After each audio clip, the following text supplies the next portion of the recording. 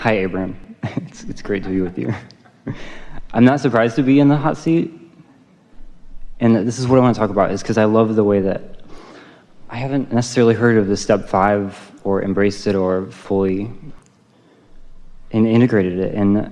But it's what I'm living in. It's what I'm experiencing lately. And I want to just I want to hear more about this living in alignment, because I feel this connection with my source. The emphasis that step 5 points at is not being mad about being back in step 1. Mm-hmm. That's what step 5 is. Okay. Gracefully accepting that step 1 is a necessary step. Not being mad at myself for having step 1 moments. Mm-hmm. And not being stuck in them either. Mm-hmm.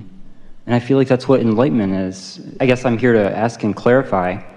That's what enlightenment is. It's to be in the world and not of it, because you don't suffer anymore because you see that the step 1 happens, or you see that this contrast is here, but you can... And you don't suffer because you're no longer judging or blaming or pushing against. Yeah. You're just accepting it as variety from which you can choose. So this is possible. This is truly possible, to turn the suffering almost completely, it's gone. Well, when you think about it, if you think about source in the way that most of you want to, sometimes people in the very early stages, when they're just contemplating step 1, 2, 3, sometimes they want this time-space reality to be absent of contrast.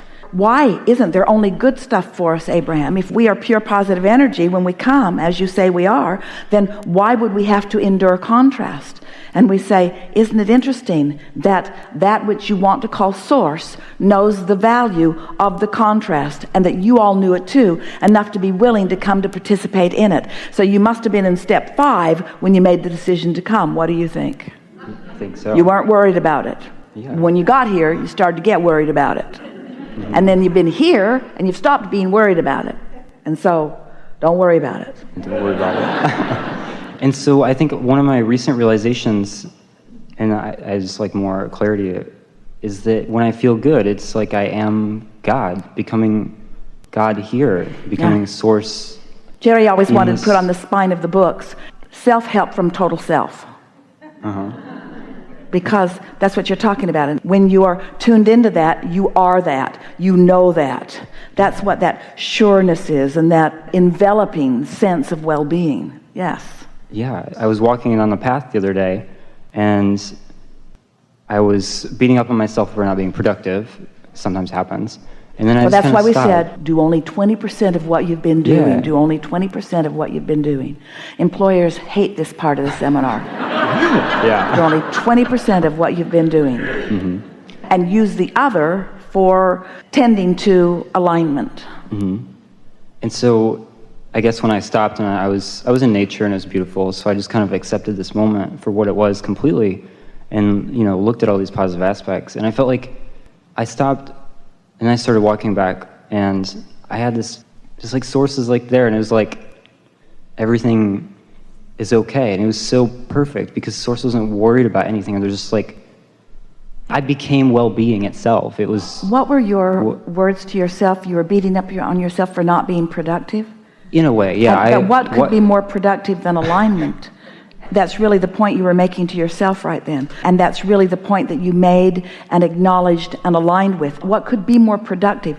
Alignment trumps everything. Mm-hmm. One who is in alignment with that broader perspective is more powerful than millions who are not. That's where all of your leverage is.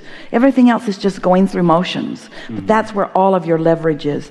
That's where the divine ideas are received by you. They're always being revealed to you, but you're not always in the receptive mode. So when you take the time to let yourself have a walk in freedom, when you give yourself an opportunity to bask in the beauty of nature, when you get outside and breathe the air that for longer than time has even explained to you, Source has been focusing into the perfection that you now get to taste in your mouth. The perfection of every moment in time is known by the Source within you. And when you allow yourself to take a peek at that, that is the most productive thing that you could ever do. because now you're tapping into that energy. Now you're in the receptive mode, and now it's known not just by your source energy, but it's now known by you what steps will be most satisfying, which is to say which steps are most productive. Let's put those words together. The most productive is always what feels the best. Always, always, always, always, always. What feels the best is the best. And sometimes you say, well, I took some steps and it didn't turn out that well. And we say, well, because you didn't keep feeling the best about it. You second-guessed yourself, or you scolded yourself, or as you started to do on that trail, for just a moment, you felt like you were not being productive. And then you got hold of yourself and you gave yourself permission to like it anyway. Yeah. I want to know more about receiving thoughts from broader perspective, because I have these ideas, I guess, and I don't know necessarily, like, you have spiritual guides. I've researched a lot of alien stuff, and so, like, that consciousness, and then there's all these other consciousnesses, and then there's source, and I feel like my path began with source and praying to God and to feeling God. And now all of this is like, I don't know if there's boundaries, and then, there's this feeling and sense. There don't need to be any. I guess there don't. There don't need to be any, because on the path of least resistance, we talked about this at the beginning of the day. This path of least resistance, and the reason that we direct the energy so that Esther chooses those words instead of path of most allowance, she chooses the words path of least resistance, because we want it to be all right with you that you, and only you, have thrown some resistance on your trail. We want that to be all right with you. And we want it to be all right with you that you've thrown resistance on your trail, and that the source within you knows where it all is and is guiding you around it, over and under it and through it and around it. And so it's all right that it's there, because it's known and understood from broader perspective. It's like looking for something that's lost and then getting an idea to look for something else that isn't lost. And when you find the thing that isn't lost, you find the thing that was lost too, because they were in the same place.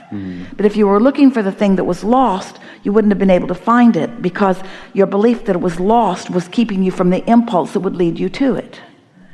But now you get an idea from source, because source knows where what you think is lost is. It's not lost to source, but source knows that you think it's lost. So if source tells you where it is, you're going to block it because you think it's lost. So source gives you the impulse to look for something that you're not worried about. And when you look for something that you're not worried about, you find it, and there's what you want that you thought was lost right next to it.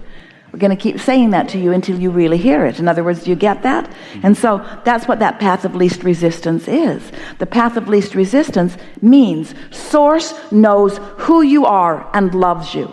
Source knows where you are and thinks it's great. Source knows where you are in relationship to where you want to be and knows exactly how to lead you there. So the path of least resistance is you just chilling out and following the impulses, not judging them, not second guessing them, not even really talking that much to others about them who aren't going to get it. Yeah.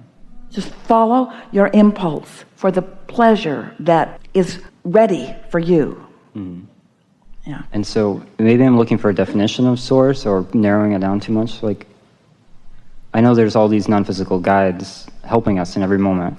Before we can have a conversation that you can feel an answer to that question, how to define source, we have to have a conversation about the resistance on the trail, because source is everywhere on the trail. Sometimes source is going to be represented by just a friendly meeting of eyes on a street. Sometimes a bird is going to come and land right on your windowsill and is going to represent source. Sometimes a thought is going to waft across your mind, and when it does, a corresponding emotion of elation is going to come with it. Those are all source experiences. Sometimes you're going to watch a movie and the only thing you're going to take away from it is something that source knew you wanted to know. There's no way of defining source, because source is omnipresent. The way we want to define source, we don't want to tell you where or who. We want to define source in emotional terms. Because source is always presenting to you. When you are allowing source, you could feel any of these emotions. Any of these emotions. Relief. Source is always an improved emotion. So source is, it's the movement. It's not an actual So emotion. if you are feeling resentful, source is the feeling of frustration. Because it's a path of least resistance. Oh, you thought source was always up here. Source is right there where you are, leading you along your path of least resistance. So source is just contrast. Source is improvement in the way you feel. Source is calling you home to who you really are, to who you have caused yourself to become. Ooh, this is a really good conversation. So source is, it's the movement. Source is the creation of the movement from where I am to my desire. Yeah, your recognition of source is your improvement in the way you feel. So it's always bringing a little relief. And of course, at first, it's a little relief, but once it gets rolling, then it's ecstasy, then it's passion, then it's enthusiasm, then it's friskiness. It's always an improvement. So source is always present with you, even in what you think are your darkest moments. Because source never doesn't care. Source never focuses away from you. Always there. You've just got to be aware that it is, and then take the best clue that you're capable of taking from where you stand, and feel as good about picking up that clue as source is about being there for you to receive it. That was a good conversation. We have enjoyed this interaction more than these words can convey. And fortunately, we do not have to rely only on words, but vibration and emotion. It is exhilarating to us to know you. We want to reflect back to you the perfection of that which you are. And we like it when you tap into our feeling of eagerness and ecstasy about how you're doing and about what you are accomplishing. You are productive whether you acknowledge that you are or not. And you are of enormous value whether you know it or not. You are adding to all that is in ways that would take longer than you have left in this physical body to even explain to you. As we've been together in these hours, the thing that we have liked most about it is the movement in your vibration, the clarity that has been coming in bits and snatches. In other words, sometimes it feels like a stronger run to you than others. But the result of this conversation is that you are in a different vibrational place than you have ever been before. And we tell you because we know you, and because we can feel you, and because we are vibrationally oriented and we can know the vibration of that which you are, that you are on the brink of logical, obvious improvement in your life experience. And so it's good for you to hear these words and to get yourself into a little place of expectation about it. Things are always working out for you, but then again, things have always been working out for you. And sometimes when we tell you that things have always been working out for you, it makes you not believe that things now are always working out for you, because it hasn't always felt like things have always been working out for you, even though things have always been working out for you. But you have never been in such a receptive mode of allowing the things that are working out for you to be realized and recognized by you in the moment. And that's when life really begins to become fun. When you've deliberately launched rockets and you've deliberately moved your emotional state, you've deliberately chosen thoughts because they feel better. You've got your hands in your own clay. You are aware of wanting to feel good, and you are aware that you can feel better, and you are deliberately working at feeling better. We are very pleased about this interaction. Together we have taken thought beyond what it has been before. And now we are eager for your full-blown manifestations of the things that you want. The vortex is a wonderful thing, and it will always be there for you. But it's time for you to cash in your chips and experience some of the manifestations of what's been ripe for you for a while. And as a result of this conversation, there is a readiness that is new, and we are going to enjoy your discovery of your creative ability. There is great love here for you, and as always, we remain in your vortex.